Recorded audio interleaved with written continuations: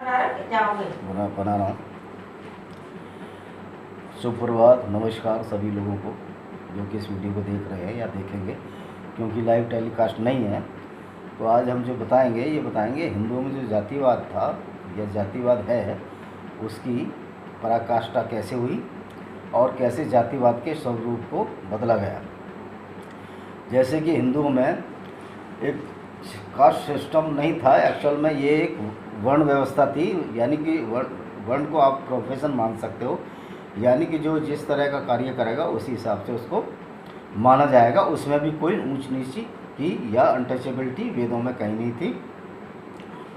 तो लेकिन बाद में जो इनके वेस्टेड जो ब्राह्मण लोगों ने जो भी थे, जो ब्राह्मण भाव की हम बात कर रहे हैं, ब्राह्मण जाति की बात नहीं कर रहे, तो इन लोगों ने अपने फ़ायदे के लिए, वेस्टेड इंटरेस्ट के लिए इसको जाति व्यवस्था को जो जन्म से नहीं थी उसको जन्म से बना दिया गया। उसमें राजपूतों का भी बहुत फ़ायदा हुआ क्योंकि उनके पास बहुत बड़ी बड़ी जायदादें आ गई, और लेकिन इसका एक विनाश भी हुआ।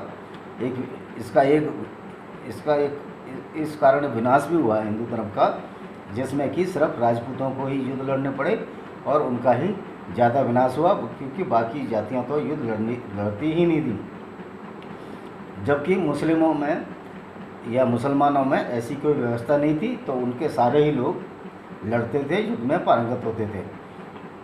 तो सबसे बड़ा नुकसान जो जातिवाद से हुआ, हिंदुओं को कमज़ोर बनाया गया। जन्म से जाति की बात कर रहा हूँ मैं, तो जन्मदा जाति की वजह से हिंदू कमज़ोर हुए, और इसका सारा श्रेय उन ब्राह्मणों और उन राजपूतों को जाता है कि ब्राह्मणों ने मंदिरों में अपना आधिपत्य बनाया और राजपूतों ने उनकी सुरक्षा की और उनको बहुत सारे उपहार भेंट दिए। क्योंकि जैसा कि विवरण मिलता है कि ये राजपुरोहित हैं, तो ये राजपूतों की वजह से जो है ब्राह्मणों को बहुत उपहार मिले और उनको भी बहुत सारा धन और दौलत दिया गया, जो कि जन्म से जाति वाले ब्राह्मण थे। तो इसलिए क्षत्रिय इनको राजपूत या ब्राह्मण कहना उचित नहीं होगा, क्योंकि वेदों में ऐसी कोई व्यवस्था नहीं है, और ये लोग अभी भी उसी अभिमान से जिए चले जा रहे हैं, जबकि ऐसा नहीं है।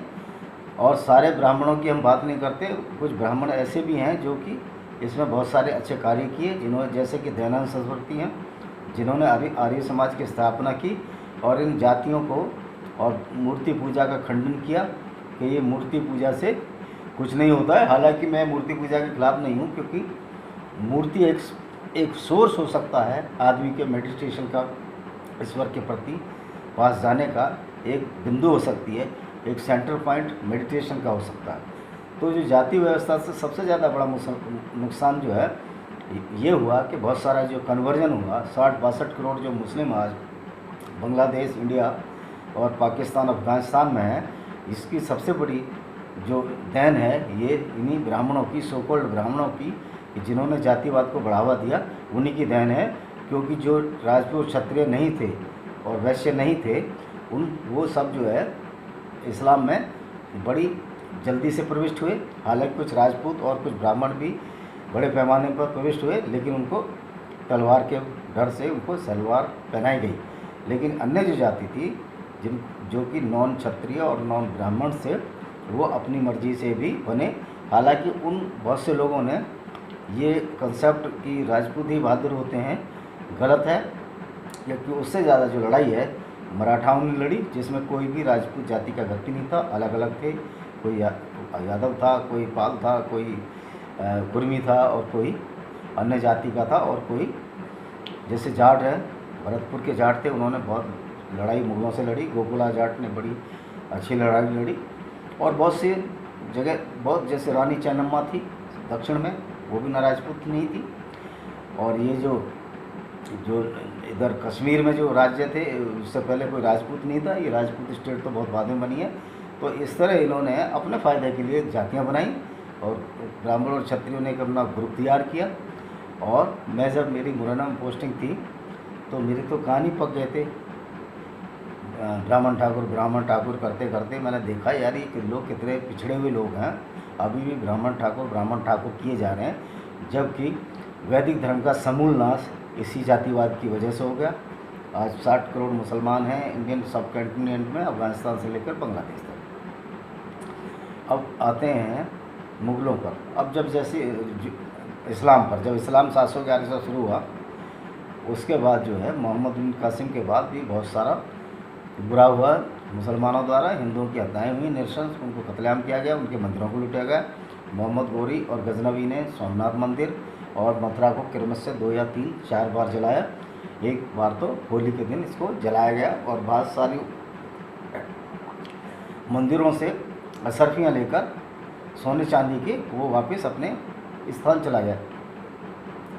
और जैसे कि ये डॉक्टर अब्दुल कदीर हैं जो कि भोपाल में जन्मे हैं और अभी पाकिस्तान में रहते हैं, उन्होंने कहा कि अगर आपके आइकॉन, हिंदुओं के आइकॉन रणजीत सिंह, छत्रपति शिवाजी, गुरु गोविंद सिंह, और मराठा हैं या राणा प्रताप जी हैं, तो हमारे आइकॉन मोहम्मद गोरी और गजनवी हैं। ये एक उनकी बिल्कुल नौसिखिया बात है, क्योंकि जो सबसे पहले मोहम्मद गजनवी ने लाहौर को ही जलाया था, जिसके पास आज इस्लामाबाद में वो खुद रहते हैं, और जिन्होंने एक बम जो बनाया, जो हॉलैंड से एक टेक्नोलॉजी चुराई, उसको ये इस्लामी बम कहते हैं। क्या ये इस्लामी बम 5 वक्त की नमाज़ पढ़ता है? क्या ये उम्रा पर गया? क्या ये हज पर गया? क्या ये ज़कात देता है? क्या ये रोज़े और उपवास रखता है? तो इस तरह की एक ऐसी हेरकुलिन टाइप ये जो बातें करते हैं। और आप कभी भी टीवी चैनल पर देखिए पाकिस्तान पे, वो एक सेंटेंस में 15 बार अल्लाह बोलते हैं, 20 बार वो बोलते हैं मुसलमान हैं, जबकि अल्लाह नाम की कोई वस्तु ही नहीं है। ये फैब्रिकेटेड है, ये मोहम्मद साहब ने बनाई है, क्योंकि कुरान अल्लाह की वॉइस नहीं है, अल्लाह की आवाज़ नहीं है। क्योंकि इनका अल्लाह ये भी नहीं जानता कि पृथ्वी जो है घूम रही है और सूर्य के चारों तरफ घूम रही है, जबकि कुरान कहती है कि पृथ्वी स्थिर है और सूर्य उसके चारों तरफ घूमता है। उसकी वजह ये रही कि जब सूर्य उदय होता है तो मोहम्मद साहब ने देखा होगा सूर्य उदय हो रहा है, सूरज उधर छिप रहा है, तो इन्होंने सोचा कि सूर्य ही घूम रहा है और अगले दिन फिर इधर आ जाएगा। जैसे कि लोग कहते हैं सूरज आ जाएगा, चाँद आ जाएगा, एक बच्चों जैसी बात थी। और उन्होंने उसी बच्चा बुद्धि से ये फैला दिया कि सूर्य जो है पृथ्वी के चारों ओर घूम रहा है, जबकि वस्तुस्थिति जो साइंस बताती है वो ये है कि पृथ्वी ही चारों तरफ घूम रही है सूर्य के, और अपनी दूरी पर भी घूम रही है। यानी 2 तरह की ये गतियाँ कर रही है, एक अपने एक्सिस पर और एक अराउंड द सन कर रही है, मतलब सूर्य के चारों तरफ। तो ये जो इनकी साइंस है, जो अल्लाह की साइंस है, इसकी वजह से बहुत सारे, क्योंकि जो इस्लाम पैदा हुआ उसमें एक प्राउड भर दिया गया, क्योंकि मोहम्मद साहब ने अपनी आयतों में लिखा है कि एक मोमिन, एक मुस्लिम जो है 10 काफिरों के बराबर होगा। और यद्यपि पहली आयत में लिखा गया था कि एक मोमिन जो 20 काफिरों के बराबर होगा, लेकिन जब देखा कि 20 बहुत ज़्यादा है तो उसी वर्सेस में ये बता दिया गया नहीं, 10 के बराबर एक मोमिन होगा। हालांकि ये बात अब उल्टी हो चुकी है, क्योंकि जब भारतीय सेना 4 या 5 हज़ार थी 1971 में, तो ये जो पाकिस्तान की जो मोमिनों की सेना थी, जिसमें मेरे ख्याल 99.99% मुस्लिम ही थे जो अल्लाह और कुरान को मानते हैं, 93,000 सैनिकों ने आत्मसमर्पण किया था हमारी भारतीय फौज के सामने, जो उस टाइम मुश्किल से 4 या 5 हज़ार उस क्षेत्र में थी। यद्यपि सप्लाई लाइन चालू थी, अगर आवश्यकता पड़ती तो भारत के 2-3 लाख सैनिक और भी भेजे जा सकते थे। तो अब इसका मतलब आप ये लगा लीजिए, जो 5,000 और 93,000 में कितना अंतर है। यानी कि एक जो हिंदू था या इंडियन सेना थी, वो 17 लोगों पर भारी पड़ी लगभग। ये मतलब एक जो काफिर है वो 17 मोमिनों पर भी भारी पड़ा। तो ये कुरान की वाणी यही झूठी सिद्ध होती है। दूसरा, साइंस में भी सिद्ध होती है, मतलब कुरान जो है कलामुल्लाह नहीं है। और कुरान की हर चैप्टर में ये कहा गया बिस्मिल्लाह रहमान रहीम, इसका मतलब होता है हम शुरू करते हैं अल्लाह के नाम से। तो अब ये बताइए, अगर अल्लाह खुद बोलता अपने लिए तो ये बोलता कि मैं शुरू करता हूँ अपने नाम से, मैं अल्लाह अपने नाम से शुरू करता हूँ। इसका मतलब कोई तीसरा व्यक्ति कुरान की आयत में बोल रहा है कि मैं शुरू करता हूँ अल्लाह के नाम से, यानी कि जो इसको कंपाइल करने वाला है वो अल्लाह नहीं है, कोई दूसरा व्यक्ति है। अगर अल्लाह अगर शुरू करते तो ये बोलता था कि मैं शुरू करता हूँ अपने नाम से, तो ये इनका बिस्मिल्लाह ही गलत है।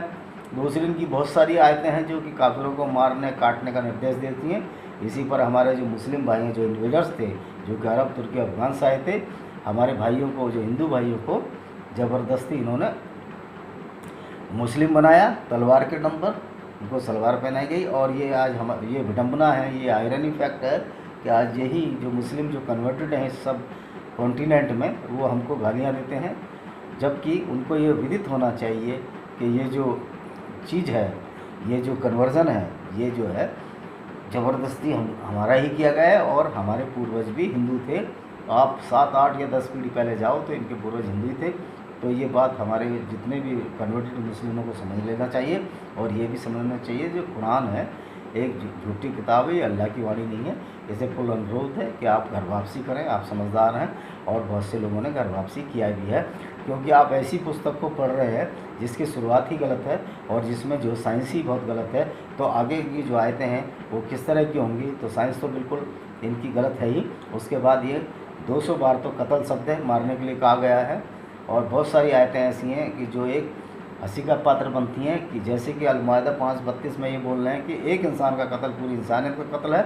लेकिन जो नेक्स्ट 5:33 में बोलते हैं कि आप काफिरों को या तो देश निकाला दे दो या उनके हाथ पैर विपरीत दिशाओं में काट दो, यानी कि दायां हाथ तो बायां पैर और बायां हाथ तो दाहिना पैर। इस तरह की जो एक अजीब तरह की एक विवादास्पद और एक मस्करी जैसी जो आयतें हैं, इससे जो है लोगों में विश्वास जो है उठ रहा है मुस्लिम भाइयों का जो कन्वर्टेड हैं, और आगे भी उठता रहेगा। और ये हर्ज का विषय है कि ईरान के अंदर 30% लोगों ने जो अपना सेंसस हुआ, जो जनगणना हुई है, अपने को मुस्लिम नहीं माना है, वो कॉलम को खाला छोड़ दिया गया है। और हज़ारों कुरान जो है गटर और नालियों में पाई गई हैं।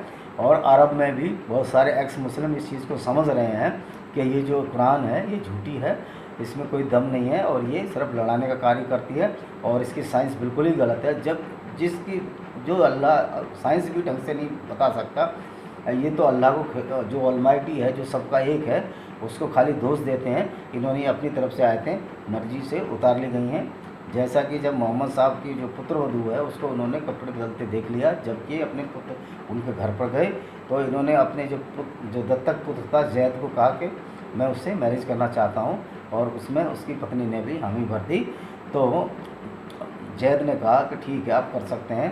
तब एक नई आयत कुरान में उतार दी गई कि दत्तक पुत्र की स्त्री जो पत्नी से तो शादी कर सकते हैं, लेकिन सगे पुत्र की पुत्रवधू से, सगे पुत्र की पत्नी यानी पुत्रवधू से शादी नहीं कर सकते।